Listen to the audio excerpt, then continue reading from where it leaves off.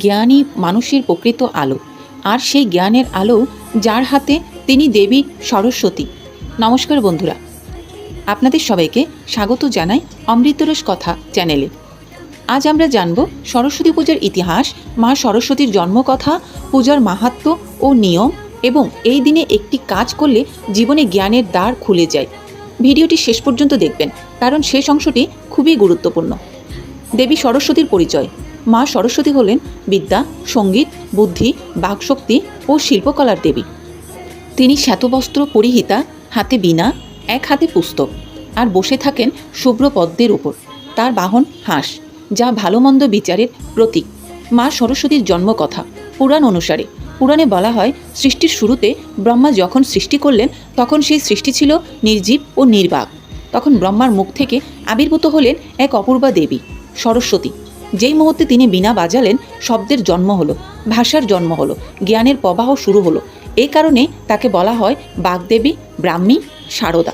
সরস্বতী পূজা কেন বসন্তে হয়? সরস্বতী পূজা হয় মাঘ মাসের শুক্ল পঞ্চমীতে, যখন প্রকৃতিতে বসন্ত আসে, গাছে নতুন পাতা আসে, মনে নতুন আশা, জীবনে নতুন শিক্ষা গ্রহণের সময়। এই জন্যই একে বলা হয় শ্রী পঞ্চমী বা বসন্ত পঞ্চমী। সরস্বতী পূজার নিয়ম। ভোরে স্নান করে হলুদ বা সাদা পোশাক পরে বই, খাতা, কলম পূজায় দেওয়ার নিয়ম রয়েছে, এবং মায়ের সামনে প্রার্থনা করতে হয়। হাতে খড়ি প্রথার প্রচলন রয়েছে শিশুদের জন্য। এই দিনে বই পড়া শুরু করলে বিদ্যা স্থায়ী হয়, এমন বিশ্বাস শাস্ত্রে রয়েছে। সরস্বতী নমস্তভ্যাং বরদে কামরূপিণী বিদ্যা আরম্ভং করিষ্যামি সিদ্ধির ভবতু মে সদা। শাস্ত্রে বলা হয়, এই দিনে একজন গুরুকে বা শিক্ষককে প্রণাম করলে এবং অন্তর থেকে একটি বিদ্যার প্রার্থনা করলে মা সরস্বতী তা কখনো অগ্রাহ্য করেন না। কারণ মা সরস্বতী কেবল পূজা চান না, তিনি চান শ্রদ্ধা। বন্ধুরা, সরস্বতী পূজা শুধু ছাত্রদের জন্য নয়, যে শিখতে চায়, যে জানতে চায়, যে নিজের জীবনকে আলোকিত করতে চায়, তার সবার জন্য।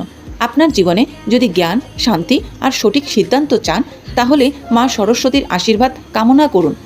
ভিডিওটি ভালো লাগলে লাইক দিন, চ্যানেলটি সাবস্ক্রাইব করুন এবং কমেন্টে লিখুন জয় মা সরস্বতী।